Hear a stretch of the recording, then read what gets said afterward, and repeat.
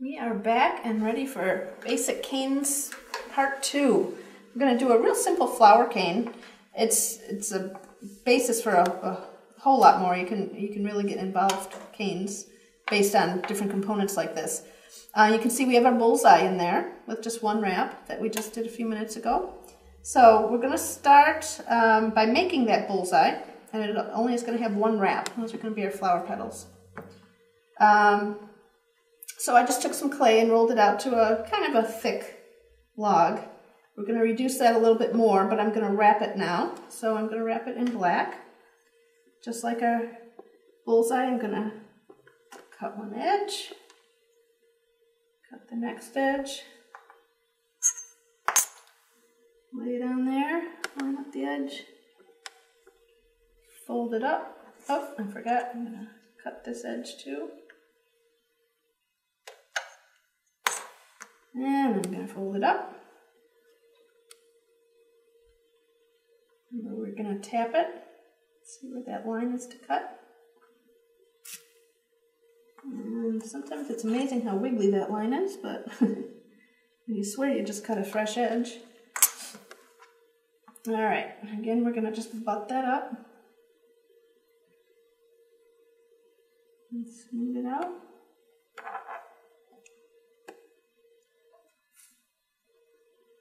Like that, get it a little smooth. There's so many components going into these canes that you really should teach yourself to finish each stage, because if you go on to the next stage and that's not really smooth, you know, it's just going to be room for a little bit of distortion. Every layer you add onto a cane is more reason for distortion in the long run. And so the better job you do at each step, the better it'll be in the long run. Having said that, I'm not going to really finish doing it just that way. Okay, so while we're doing this is actually I need this a little bit longer, so this will be your first introduction to reducing a cane. Reducing cane means that you want to make it smaller than it is right now. And you might think, oh, I'll just roll it like a snake. But that's really going to distort it. There's no way that sort of circular core is going to stay circular. So you kind of want to do a combination of pressing in the middle, because you really want to kind of force the inside as well as the outside to come out, and pulling. So if you watch my fingers in the middle, I'm pressing down and I'm pulling. You start in the middle and you go to the ends. And you just keep going back. You can see it's getting longer. You can do a little bit of rolling. Not a whole lot, because you really don't want to distort that middle. You may think you're doing fine, but then when you cut into your cane, you realize, oops, I squished it. A couple steps back. So at this point, this isn't a complex cane, but you can do some tugging and pulling and pinching. But you don't really, you're not gonna distort a huge figure inside of there. So a little bit of that.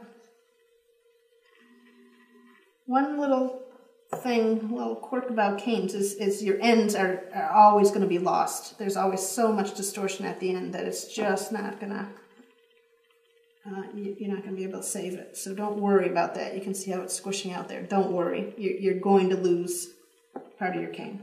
So, all right. So if you look at back here, we have 1, 2, 3, 4, 5, 6. So I'm going to cut this into 6 pieces. I would say 6 equal pieces is your goal. Let's see how I do without my ruler. I'm going to take it in half first. When you cut a cane, if you cut straight down, you're going to have the most chance of distortion. So actually, I'm kind of rolling it a little bit, so I'm not really putting a tremendous amount of pressure on that one spot. Because this clay is so soft, and I didn't let it rest at all, I'm going to have distortion there too. But it's going to become the end of my cane, so distortion will happen. So we want 6, so I'm just going to kind of eyeball Oops, not that well. We'll just pretend. Okay, so I have my 6. We're going to pretend that the clay isn't so soft. We're going to pretend that it's equal size. Okay, you with me here?